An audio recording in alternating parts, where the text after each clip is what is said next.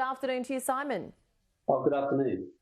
Simon, the acting New South Wales Premier, John Barilaro, said on radio this morning that borders aren't like a light switch. You can't turn them on and off. It's impacting services and the economy. What are your thoughts on that statement?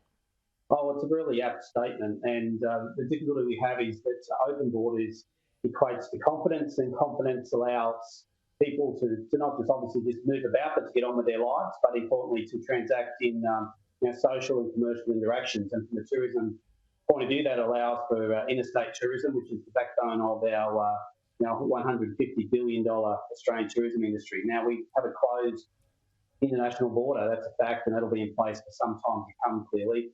So it's really imperative that we do need to see the domestic tourism industry be able to get on and try to stay sustainable. And it's important for so many reasons, and not just to play the commercial card, but 1 in 12 Australians are directly employed through tourism in either a full-time role, a part-time or casual role. So, the acting Premier in New South Wales is spot on, and actually that's part of the issue. We've really got to see the states and territories come together now and get some common sense around what is the right way to keep our borders open for as long as possible and as open as possible. Let's look at the Northern Beaches cluster just as an example over this Christmas period. Hearing that it costs the region $3.2 billion, it is peak season there, they have had to close everything. How difficult has this year, I know this is a broad question, but how difficult has this year been? How much of an impact has it had on our tourism industry here in Australia?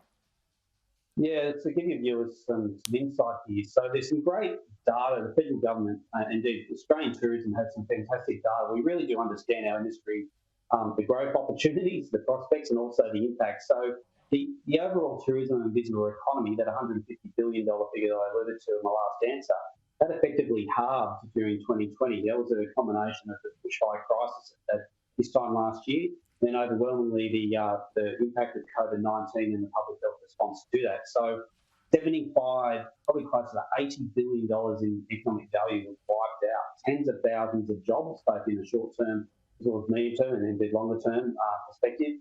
With the vast majority of our members, and all of our members are small business members, effectively were closed during the first wave across the country, and then of course we had that certificate issue in Victoria, where I reside, where we had that certificate second wave. And we still think that about a third of tourism businesses across the country, it could be a number as high as 30 or 40,000, may not yet see the other side.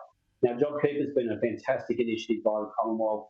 It has been really been relied upon just to put, if you like, a stabilisation in place and to allow these businesses to try to trade out. And hopefully that will be the case. But we've got to have open borders, and we've got to have some greater understanding and clarity around what transpires as an open border and not. Because at the moment, it's open, shut, change as we go. It's just whichever way you want to cut it, it's just not working for us in the country. National Cabinet doesn't meet until February. Should the PM be bringing that forward, and should we be looking at a national border agreement? We saw how quickly those borders were slammed shut against New South Wales in December. Should we be working as a united front as a nation?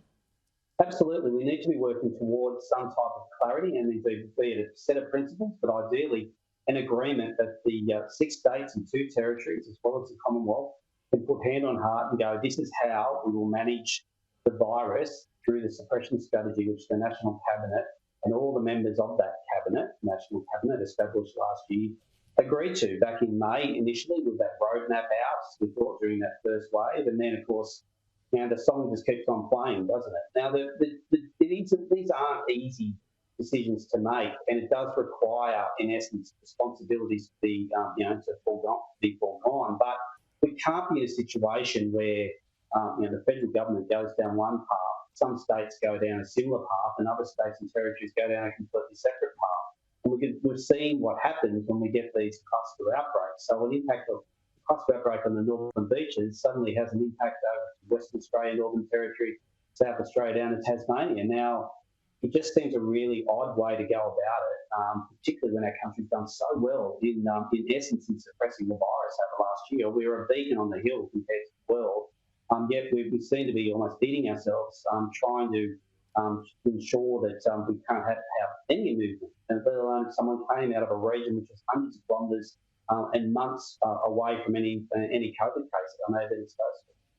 So what is the Australian Tourism and Industry Council suggesting then? Is it time to be looking at other alternatives, not just borders, but perhaps, I know some experts are suggesting rapid antigen testing and the like?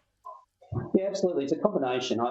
It just can't all be done on hard borders. Now, hard borders have had a clear role to play, and clearly in terms of an international border, a hard border has to be retained. I mean, it's obvious that we cannot allow a level of free movement to occur in and out of Australia at the moment outside on that highly sort of restricted access that we're currently allowing. But absolutely, what we do need is a greater role for antigen or rapid testing, which in essence just means that you can in essence have a proof point if you have or are carrying the virus within a matter of minutes, around about 15 minutes. Most of the leading suppliers of these tests can give you a very accurate reading.